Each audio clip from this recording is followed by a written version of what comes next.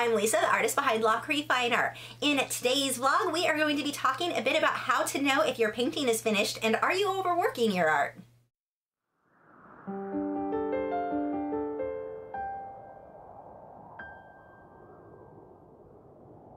First thing that I'm going to cover is the idea of overworking your art, because this is something that I hear a lot of artists say, and it's a term that gets thrown around a lot, and honestly it's kind of rare that someone does overwork the art. The only time that I really see paintings and drawings that were actually overworked are watercolor, because it's not forgiving. The other is with oil painting. Oil painting can easily be overworked, and that's more of an issue of the paint working wet into wet because the paint does dry so slow. People will do something where they should do a couple of brush strokes and then leave it alone, and they'll just keep doing those same brush strokes over and over and over again on that area, to the point where, let's say they had a brown and a green and they were just supposed to have a few brush strokes in between separating them, but they'll keep working it so they end up with this dark muddy green instead of the two different colors. So that is something where I do see overworked, especially when working in Impressionism. But the thing is, even if they overwork it and they have a layer that comes out terrible, worst case scenario, they let it dry and then paint over it. So it's not worth not painting and being afraid of overworking it so much that you don't finish something, because you can fix it, easily can fix it. But with acrylic, because it does dry so quickly, you don't get so much of an opportunity to overwork something. So that when I see people use the term, I overworked this in acrylic, I always kind of giggle to myself, because that's really hard to, it is a lot harder to overwork something in acrylic paint than it would be to do it correctly in the first place. Because like I said, worst case, you had a bad layer, that layer didn't come out good,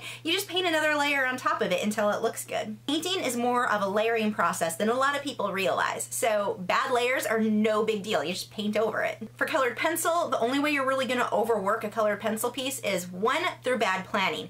Putting your darks too dark right off the bat so that you can't get them light enough. So that could be an issue, but that's just an issue of skill and technique more than overworking. Isn't really necessarily the term I would use for that. The other would be is if you're adding too much pressure and you're damaging the paper. So you're overworking in the beginning, you're pushing too hard, and you can't do future layers. But if you're not damaging your paper and you're just doing light layers, you're gonna have ugly layers. You just keep layering and layering lightly so that you don't damage the paper, and that you can keep layering, but you just keep layering until it looks good. So you really can't overwork it. You can mess things up, you can do things badly, but as far as the fear of overworking something, not that likely. So that's kind of the first thing I just wanted to cover. Everyone uses this thing, I'm so afraid to overwork it, and it's this word that in so many cases we just need to forget it, because most cases it can be fixed unless you damaged your paper if you were working in colored pencil, or if you're working in watercolor, that's a whole other thing. Unless that's your situation, even if you were to manage to overwork something, you just layer on top of it until it looks good. If you watch any of my speed paintings, every single painting has some layers that are just ugly. It'll start to look really good, and then especially if I do oil over acrylic, my first layer of oil will bring it down a notch. It just doesn't look as good, those first few layers.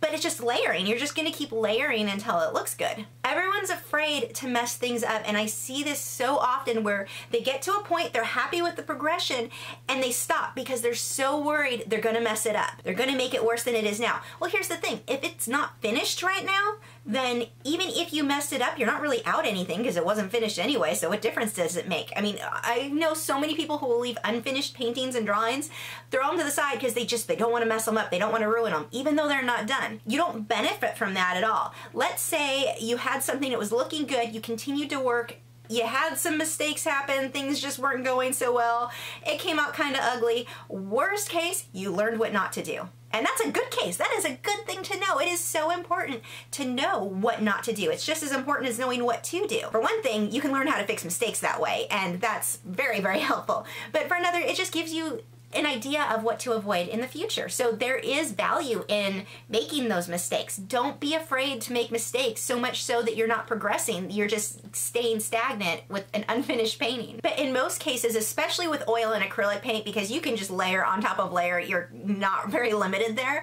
Bad layers happen all the time. Like I said, so many of my paintings have had layers that I'm just like, oh, that didn't work out so well.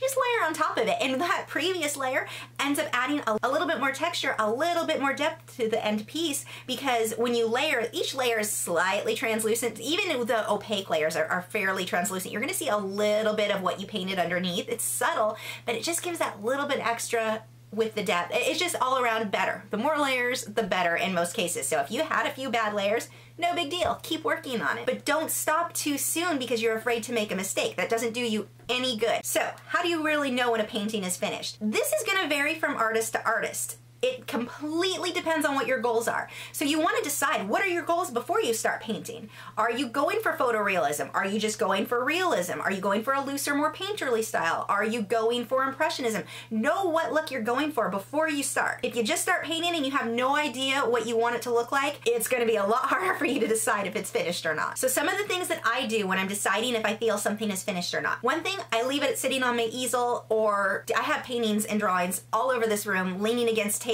and shelves, and just so that I can walk by and look, because I may look at something that I worked on 2 weeks ago and go, you know what, I think this eye needs to be adjusted. I didn't notice this little error and it just needs a couple little pencil marks or whatever it is to adjust. So leaving it sitting out, stepping away from it, especially if you're like me and you'll sit still for like 8 to 12 hours painting, you stop noticing things. If you come back in with fresh eyes, things may just stand out so much that you didn't notice before. Another thing is to look at a painting really quick and look away. Like I've got a line over there. I can look at the line and look away. What's the main thing that I notice when I look away? What do I remember seeing real quick? If it's, in this case, it should be the front of the face, the eyes.